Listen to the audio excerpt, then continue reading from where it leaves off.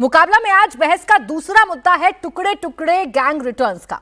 दिल्ली का जवाहरलाल यूनिवर्सिटी एक बार फिर विवादों में घिर गया है। जेएनयू में फिर टुकड़े टुकड़े गैंग की वापसी दिखी है। 2016 में भारत तेरे टुकड़े होंगे के नारे लगे थे। ठीक 10 साल बाद एक बार फिर जेएनयू में कुछ ऐसे नारे लगे हैं जिसने विवाद खड़ा कर दिया। इस बार जेएनयू छात्रों ने देश के प्रधानमंत्री नरेंद्र मोदी के खिलाफ आपत्तिजनक नारेबाजी की। पीएम मोदी और गृह मंत्री अमित शाह की कब्र खुदेगी की नारेबाजी की जा रही है।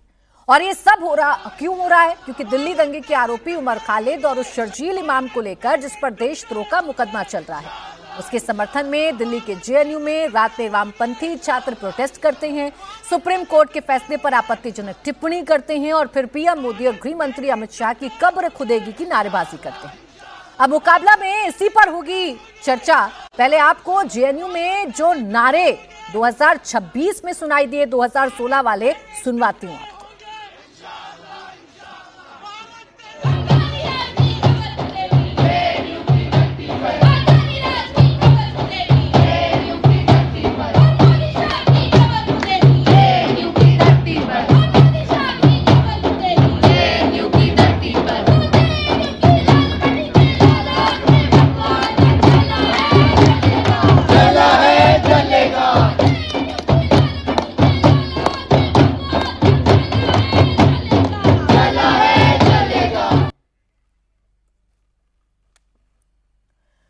अब देखिए, इसी पर चर्चा करेंगे कि जेएनयू एक बार फिर विवादों के साथ जुड़ी है। मुद्दा फिर से बड़ा संवेदनशील है। हालांकि जेएनयू का स्टेटमेंट भी सामने आ गया है और जेएनयू ने अपने स्टेटमेंट में बड़ा साफ किया है कि किसी भी तरीके के ऐसे स्लोगन से उनका कोई वास्ता नहीं है और विलफुल जिस तरीके से किया गया है कॉन्स्टिट्यूशन के खिलाफ, ये सरासर गलत है। खास मेहमान इस मुद्दे पर भी चर्चा करने के लिए हमारे साथ जुड़ रहे हैं। प्रदीप भंडारी, प्रवक्ता भारतीय जनता पार्टी, इस वक्त हमारे साथ बने ही हुए हैं। इसके साथ ही साथ रणविजय सिंह जो कि आईसा के नेता हैं, लेफ्ट की बात रखेंगे, जेएनयू में नेता हैं, वो हमारे साथ इस वक्त जुड़ रहे हैं। डॉक्टर सनी धीमान, पूर्व छात्र नेता जेएनयू, भी हमें ज्वाइन करेंगे। इसके साथ ही साथ वैभव मीना इस वक्त हमारे साथ हैं, ये भी छात्र नेता हैं, इनसे भी हम बात करेंगे। पूर्व संयुक्त सचिव हैं जेएनयू एसयू के। सभी का बहुत स्वागत है। प्रदीप भंडारी जी, 2016 में जिसको आपने सबसे बड़ा मुद्दा बनाया था उसका रिपीटेशन 2026 में हो गया। कमाल की बात यह, सरकार आपकी ही है। किया क्या आप लोगों ने? क्यों नहीं रोक पाते हैं ऐसे बयानबाजियों को? क्या कार्रवाई करते हैं या ऐसी क्या चूक आप लोगों से रह जाती है कि हिम्मत हो जाती है ऐसे नारे लगाने की? पहली बात तो कार्रवाई ऑलरेडी प्राची जी हो चुकी है और एफआईआर दर्ज करने की मांग जेएनयू प्रशासन ने कर दी है। पहले ऐसे 90% टुकड़े टुकड़े गैंग वाले थे जब कांग्रेस पार्टी का शासन काल था। इनका धीरे धीरे हम इलाज कर रहे हैं। इन्हीं के बौद्धिक आतंकवादी शर्जील इमाम और उमर खालिद 5 साल से जेल की सलाखों के पीछे है। तो ये 1% फसल बची है। ये 1% देश विरोधी फसल का भी इंतजाम हो जाएगा, तो आप निश्चिंत रहिए। पर बड़ी बात मैं ये कह रहा हूं, आज आपका एक देशभक्त चैनल है। मैं आपसे पूछना चाहता हूं प्राची जी, क्या कोई आदमी अगर कहे कि भारत जम्मू कश्मीर से भारत को अलग करना चाहिए, क्या वो स्टूडेंट एक्टिविस्ट हो सकता है? क्या कोई कहे कि चिकन नेक को हिंदुस्तान से अलग करना चाहिए, स्टूडेंट एक्टिविस्ट हो सकता है? वो देशद्रोही है।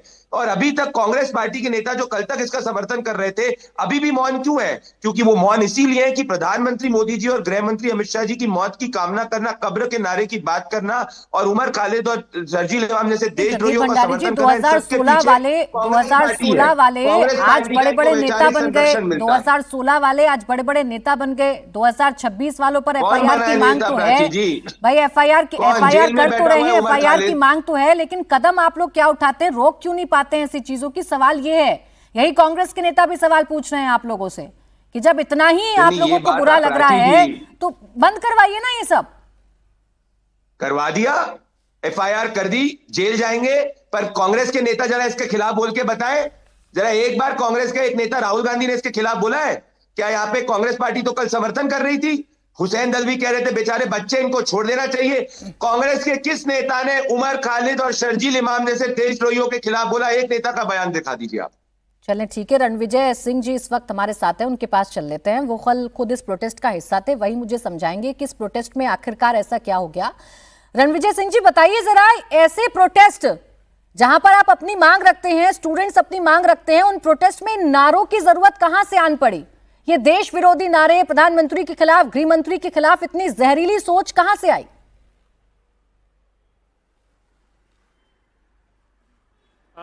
पहली बात तो आपने जो पहले इंट्रोड्यूस किया कि एक जो स्लोगन लगाया गया बहुत सारे टुकड़े, आप इसको साबित कर दीजिए तो इसके बाद हम बात करेंगे। दूसरी बात कि आप पूरा मीडिया जो मिल के पूरे देश भर में जेएनयू को जो बदनाम किया, आज लगभग 10 साल होने को हैं, एक भी जो है प्रूफ उसका जो है साबित नहीं हुआ है कि कौन स्लोगन लगा हुआ है।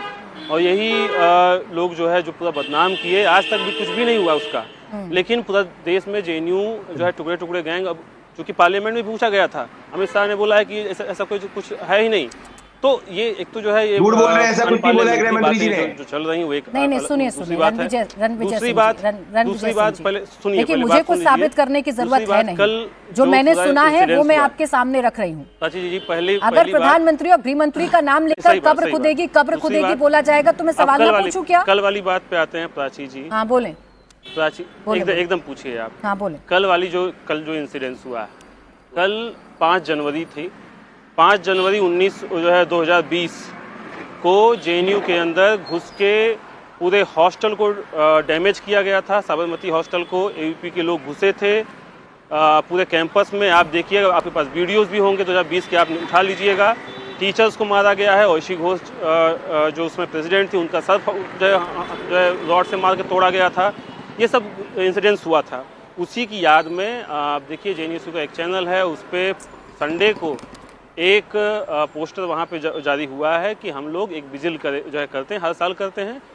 कल भी एक विजिल रखा गया था कि ये सब जो इंसिडेंट्स हुआ है उसको याद में अभी तक जो है कोई भी इंक्वायरी क्यों नहीं हुई है। ठीक है, अभी जो कोमल शर्मा जो बाहर हैं, जो विजय सिंह जी, आप किस मुद्दे पर प्रोटेस्ट कर रहे थे? आप क्यों प्रोटेस्ट कर रहे थे? आप क्यों प्रोटेस्ट कर रहे थे? इस पर तो मैं सवाल खड़े नहीं कर रही। प्रोटेस्ट करना आप लोगों का अधिकार है, लेकिन उस प्रोटेस्ट का जो तरीका है, उस प्रोटेस्ट का इस्तेमाल किस लिए किया जा रहा है, उस प्रोटेस्ट में जो नारेबाजी की जा रही है, सवाल मैं उस पर कर रही हूँ।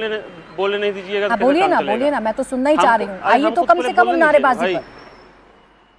हम यही बोल रहे हैं कि ये पूरी पुलिस जो है, पूरी सब कुछ मिल के जो बचा रहा है अपने लोगों को, जो 200 लोग इस कैंपस के अंदर आउटसाइडर और इनसाइडर जो मिल के जो घुसे थे, पूरे कैंपस को जो है यहाँ खौफ का मंजर जो क्रिएट किया गया और तोड़ फोड़ हुई, और उसमें बहुत सारे लोग जो है उसमें अपनी बात रखे हैं। आज तक एक भी कार्रवाई नहीं हुई। रणविजय जी, मुझे ये बताइए ना, आपको ऐसा क्या रोक रहा है कि कल हुए नारेबाजी को या कल हुए प्रोटेस्ट को लेकर आप 2 शब्द नहीं बोल पा रहे हैं?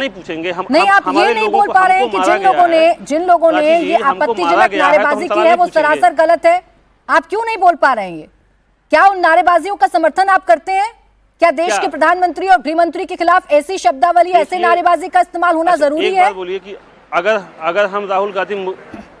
हम बोलते हैं राहुल गांधी मुर्दाबाद, तो क्या ये स्लोगन सही है? बिल्कुल सही नहीं है। नहीं बोला है, बिल्कुल सही नहीं है रणविजय सिंह जी। ये कंपैरिजन मत करिए और ये व्हाट अबाउटरी में मत जाया करिए। सर सुनिए, ये व्हाट अबाउटरी में मत जाया करिए। अभी जो दिख रहा है उस पर जवाब दीजिए ना मुझे। लिंग्विस्टिक्स के आप स्टूडेंट से आप मिलिए, आपको जो है ये बता देंगे। मुझे जिससे मिलना है मैं मिल लूंगी। अभी जो वीडियो है उसके आधार पर मैं आपसे सवाल कर रही हूँ, लेकिन आप इतने असहज हो रहे हैं कि उस पर जवाब नहीं दे पा रहे। अरे उस पे हमको बात ही नहीं करना। क्यों नहीं बात करनी है आपको? ये कुल मिला के क्यों नहीं बात करनी है आपको? नहीं, क्यों नहीं बात करनी है आपको? पूरा जो चेंज, अरे क्यों नहीं बात करनी है आपको? पूरा मुद्दा जो चेंज किया जा रहा है आपके हिसाब से नहीं होगा ना। आप जब चाहेंगे आपत्तिजनक नारेबाजी कर लेंगे और फिर कहेंगे हमें बात नहीं करनी है। ऐसे नहीं होता है रणविजय सिंह जी। ये देश कानून से चलता है, लॉ से चलता है। बताइए तो क्या? और हर संवैधानिक पद की एक गरिमा होती है। गवर्नमेंट को क्रिटिसाइज करना आपत्तिजनक है? नहीं, गवर्नमेंट को क्रिटिसाइज, सुनिए रणविजय सिंह जी सुनिए, गवर्नमेंट को क्रिटिसाइज करना और आपत्तिजनक नारों का इस्तेमाल करना दोनों अलग अलग चीज हैं। आपको सुनना होगा पहले, आपको सुनना होगा पहले, उसके बाद आप जवाब दीजिएगा। गवर्नमेंट को क्रिटिसाइज करना और आपत्तिजनक नारों का इस्तेमाल करना दोनों अलग अलग बातें हैं। शायद आपको समझ में नहीं आ रहा है। आप खुद स्टूडेंट हैं, वहाँ स्टूडेंट प्रोटेस्ट कर रहे थे, आपको समझ में नहीं आ रहा है? समझ में आ रहा है। क्या समझ में आ रहा है? समर्थन कर रहे हैं आप उन नारों का? वहाँ पे पहली बात तो एक नैरेटिव आप लोग जो चला राजी जी, रखने दीजिए, एक बात रखने नहीं। बोलिए ना। आप चाह रहे हैं जो आप चाहेंगे वही हम बोलेंगे। मुद्दे पर आइए ना, मुद्दे पर आइए। हाँ बोले।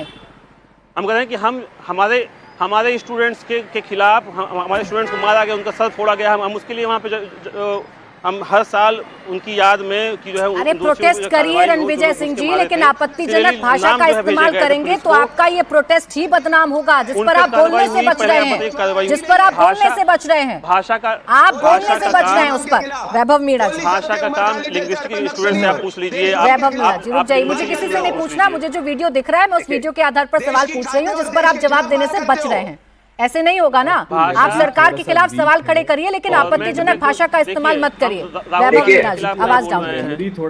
वैभव मीणा जी देखिए इनकी बौखलाहट है। इस बौखलाहट में इन्होंने जो कल कॉल दिया गुरिल्ला ढाबा का, जो एक नक्सली के प्रतीकात्मक रूप में उस तरह का एक विरोध प्रदर्शन का इनका तरीका जो होता है, तो उसमें इन्होंने उमर खालिद और शारजील इमाम के फोटो लगाकर जिस तरह से आमंत्रित किया अपने लेफ्ट के कैडर्स को, और वहां जिस तरह से मोदी शाह की कब्र खुदेगी, जेएनयू की धरती पर आरएसएस एबीवीपी की कब्र खुदेगी, तो इनकी पूरी बौखलाहट थी।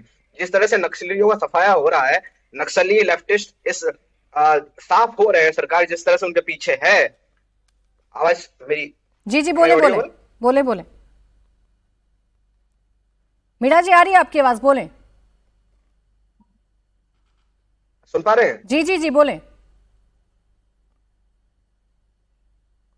ठीक है, मैं वैभव जी आपके पास लौटूंगी, आपसे संपर्क मेरा शायद टूट गया। डॉक्टर सनी धीमान जी आपके पास में आ रही हूं, आप ही मुझे बताइए, ऐसे आपत्तिजनक भाषा का इस्तेमाल करना किसी भी प्रोटेस्ट में, क्या ये सही है? देश के प्रधानमंत्री और गृह मंत्री के खिलाफ इस तरीके की कामना करना, क्या ये सही है?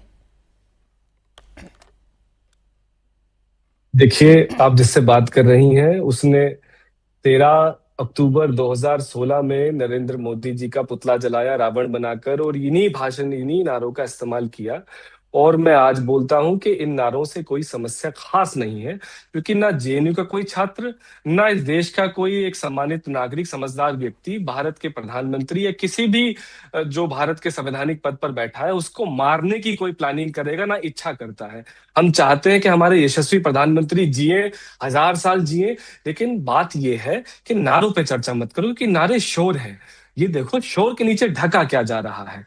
अभी महाराजा रंजीत सिंह के राज में वो जब न्याय करते थे, क्योंकि वो एक आंख से ही देख सकते थे, तो एक आंख से वो न्याय देते थे, ना काला ना गोरा, ना हिंदू ना मुस्लिम, सबको बराबर देखते थे।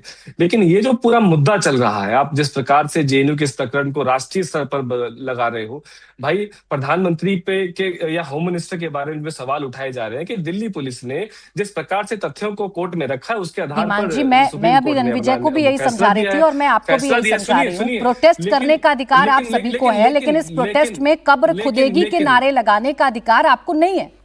आप देश के प्रधानमंत्री और गृह मंत्री के बारे में कब्र खुदेगी जैसे शब्दों का इस्तेमाल नहीं कर सकते हैं। आपको पता है ये गलत है, मतलब क्या होता है? ये गलत है। आपको पता है मुर्दाबाद का मतलब क्या बिल्कुल होता है? मुझे पता है, बिल्कुल मुझे पता है, बिल्कुल मुझे पता है, और मुझे पता है एक महीन लाइन होती है, मुझे पता है एक महीन लाइन होती है अपने प्रोटेस्ट में अपनी बातों को रखने में और किसी की मौत की कामना करने में। आरएसएस मुर्दाबाद। सुनिए ना धीमान जी, बेवजह के तर्क मत दीजिए, बेवजह के तर्क मत दीजिए। देश के प्रधानमंत्री और देश के गृह मंत्री की कब्र खोदने की बात आप करेंगे और आप कह रहे हैं कि ये जस्टिफाइड है। मैं नारों के शोर की बात ना करूं, इसके पीछे जो दबा हुआ है उसकी बात करूं। क्या दबा हुआ है इसके पीछे? अब आप क्या दबा हुआ है इसके पीछे? किसी की कब्र खोदने की अगर आप बात करेंगे तो इसका मतलब, चलिए मुझे समझाइए क्या मतलब है इसका।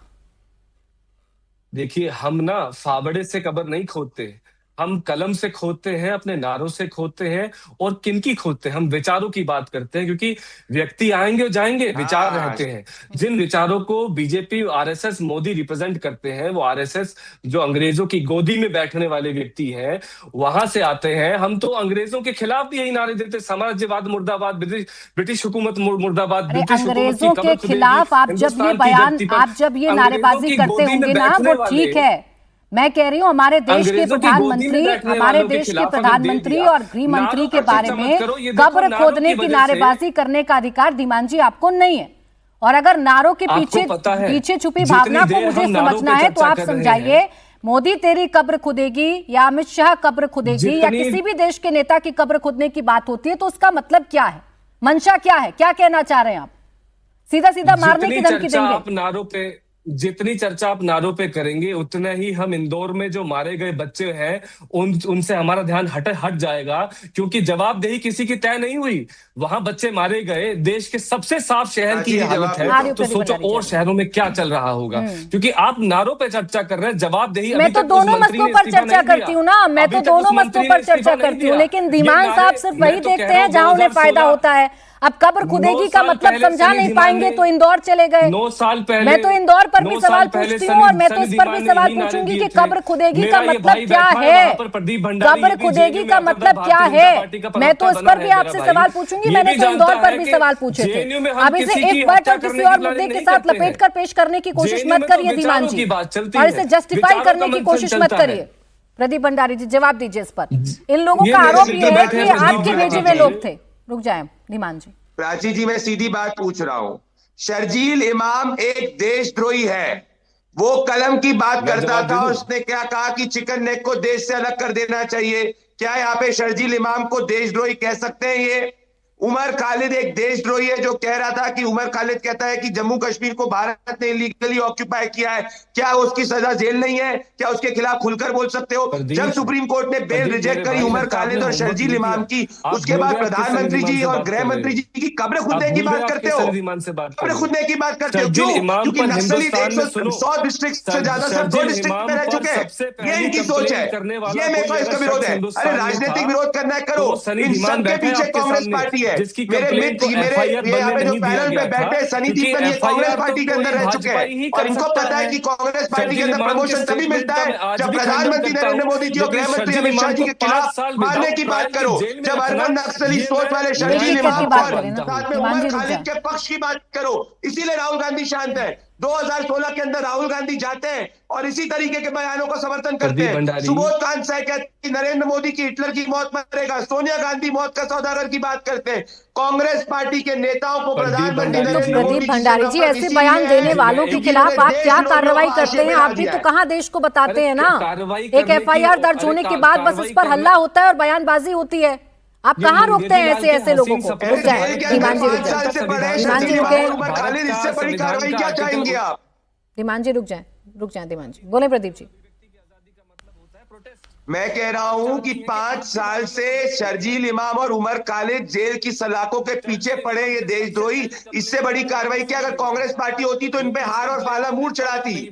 अगर कांग्रेस पार्टी की सरकार होती तो इनको मंत्री बना देती। इनमें और हम में ये फर्क है। इतना ही समय था प्रदीप भंडारी जी मेरे पास। धीमान जी, आपकी आवाज नहीं आ रही है। आपने पहले जस्टिफाई किया इन नारों को और जब प्रदीप भंडारी जी बोल रहे हैं तो आप फिर उनके बीच में लगातार बोल रहे हैं। इतना ही समय था मेरे पास। बहुत शुक्रिया आप सभी का हमारे साथ आज की चर्चा में जुड़ने के लिए।